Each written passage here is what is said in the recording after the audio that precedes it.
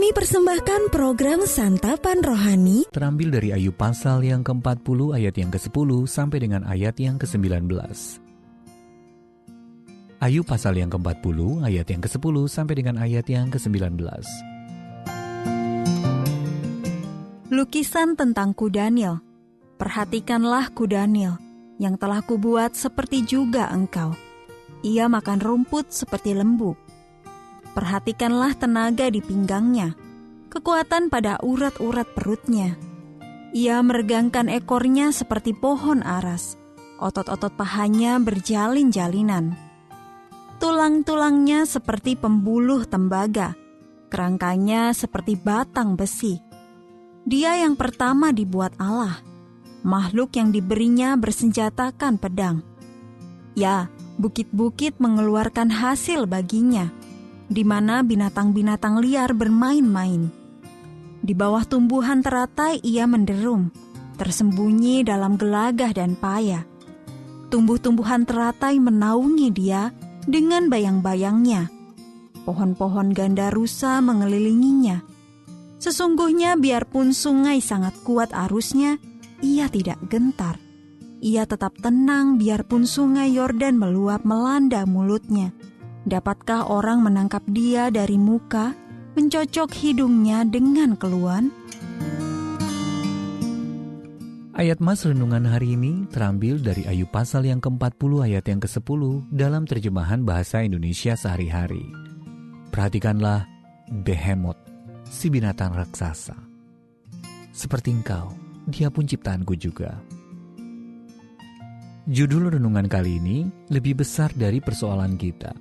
Ditulis oleh Jennifer Benson Shield. Seperti apa bayangan Anda tentang dinosaurus yang hidup pada masa lampau?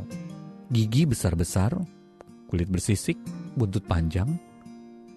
Seniman Karen Carr menggambarkan ulang makhluk-makhluk yang sudah punah itu dalam lukisan-lukisan dinding berukuran besar.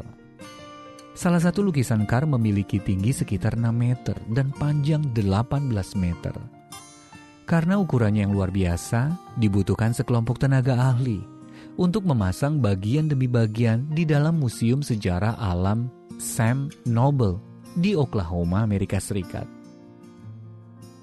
Berdiri di hadapan lukisan dinding hewan raksasa itu tentu membuat seorang merasa sangat kecil.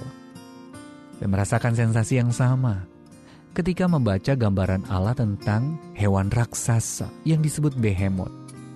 Makhluk ini makan rumput seperti lembu dan memiliki ekor seukuran pohon aras.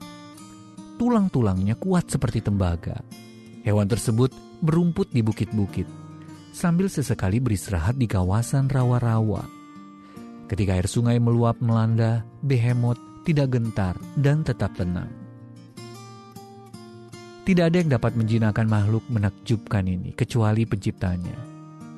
Allah mengingatkan Ayub tentang kebenaran ini pada saat hidup Ayub sedang dirundung berbagai masalah. Pandangan Ayub telah dikaburkan oleh perasaan duka cita, kebingungan, dan keputusasaan sehingga ia sendiri mulai mempertanyakan Allah. Namun respons Allah menolong Ayub untuk melihat dari sudut pandang yang benar.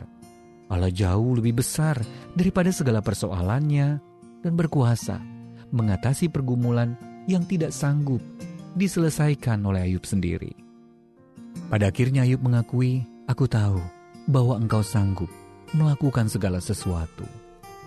Ayub pasal yang ke-42 ayat yang kedua. Manakah yang lebih besar? Persoalan Anda yang paling sulit atau Allah yang menciptakan segala sesuatu? Bagaimana pandangan Anda tentang Allah mempengaruhi cara Anda menangani berbagai permasalahan yang dihadapi?